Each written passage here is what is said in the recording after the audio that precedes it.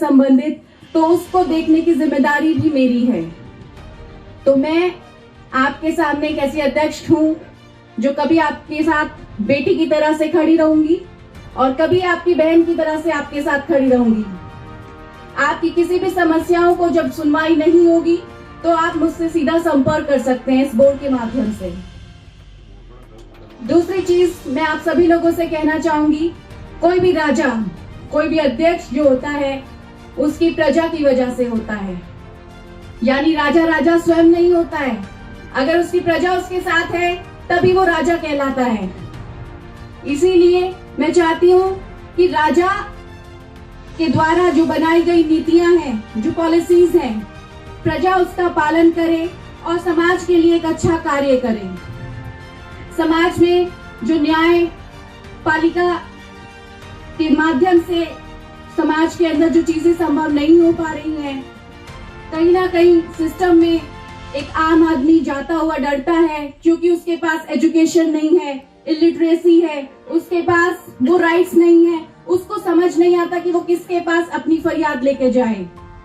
और इसी के वजह से आज ये बोर्ड सामाजिक न्याय महिला अधिकारिता बोर्ड का गठन हुआ है और इस बोर्ड के गठन का उद्देश्य आप सभी लोग जानते हैं। मैं आपसे बस यही कहना चाहूंगी कि समाज में इस सुनहरी पहल का स्वागत कीजिए, अच्छे लोगों को जोड़िए, उन लोगों को जोड़िए जो देश के लिए काम करना चाहते हैं, जिनके मन में, जिनके दिलों में मानवता के भाव हैं।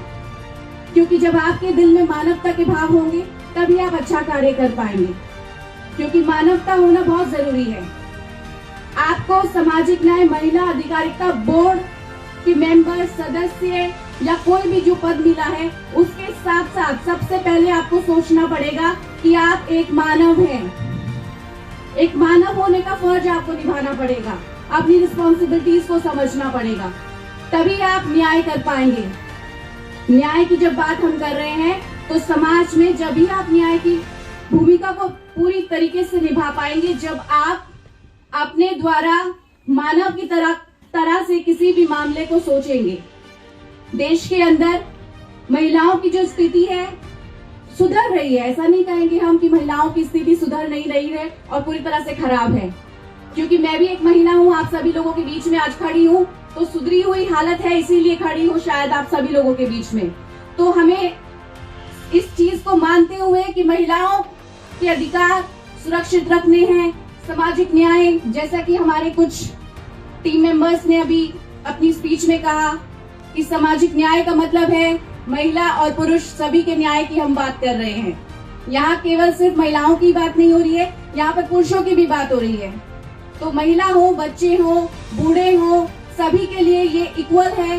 इक्वालिटी के बेसिस पे यहाँ न्याय की हम बात कर रहे हैं। और न्याय में सबसे पहला जो तरीका होता है वो है आपको अपने सहविवेक से कोई भी डिसीजन लेने का। यानी प्रशासन भी सबसे पहले अपने विवेक से कार्य करती है, तभी उसके बाद कोई फैसला लेती है।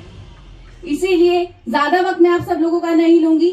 आपके लिए ये एक बहुत ही अच्छी सुनहरी अपॉर्चुनिटी है, इसका इस्तेमाल देश की लिए कीजिए, अपने देश को सुरक्षित कीजिए, तभी आप एक अच्छे नागरिक कहलाएंगे। धन्यवाद।